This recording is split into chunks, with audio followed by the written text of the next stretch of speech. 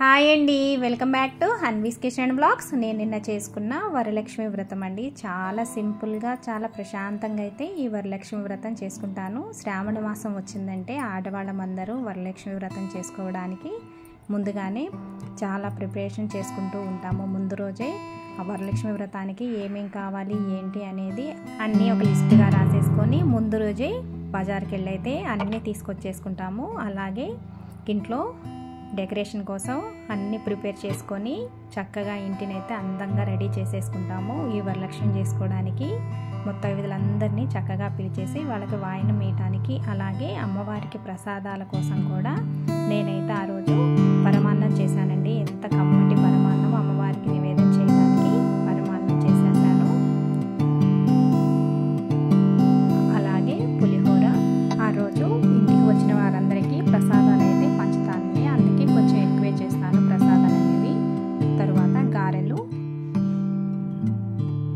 తర్వాత పూర్ణాలు, ఇదే విధంగా 5 రకాల ప్రసాదాలు అయితే నేనైతే ఉదయాన్నే చేసుకున్నాను. తర్వాత ముందు రోజే నేను డెకరేషన్ కోసము మామిడి ఆకులతోటి చిన్న చిన్న లీవ్స్ని కట్ చేసి ఈ విధంగా డెకరేషన్కి అయితే రెడీ చేసుకున్నాను. బంతిపూలు తోటి, రోజెస్ తోటి అమ్మవారి మండపం డెకరేషన్ అయితే చేసేసుకున్నాను. చాలా సింపుల్గా చేశాను, కానీ చాలా బాగా అనిపించింది నాకైతే.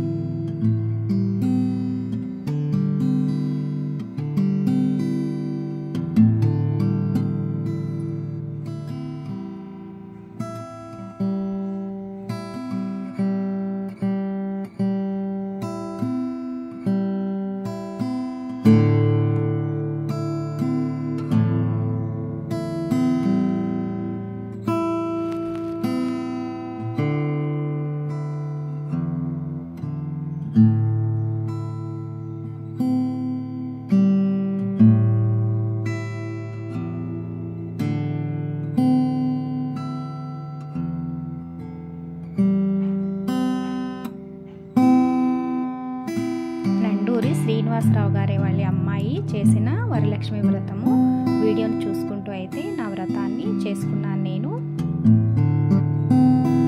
అలాగే ఈవినింగ్ అయితే మళ్ళీ లలితా సహస్రనామము, అలాగే అష్టోత్తరము, ఇలా అమ్మవారి శ్లోకాలు చదువుకుంటూ ఈవినింగ్ పూజ కంప్లీట్ అయిపోయింది. అమ్మవారి స్వరూపాలుగా వచ్చిన వాళ్ళందరికీ పసుపు, కుంకుమ, గంధము ఇలా అన్నీ ఇచ్చేసి వాయనం అయితే వాళ్ళందరికీ సమర్పించేశాను. పూజ అంతా అయిపోయిన తర్వాత అమ్మవారి కోసం చేసిన ప్రసాదాలని అందరికైతే పంచిపెట్టేశాను. ఈ విధంగా నా వరలక్ష్మి వ్రతం అయితే నేనైతే కంప్లీట్ చేసుకున్నాను.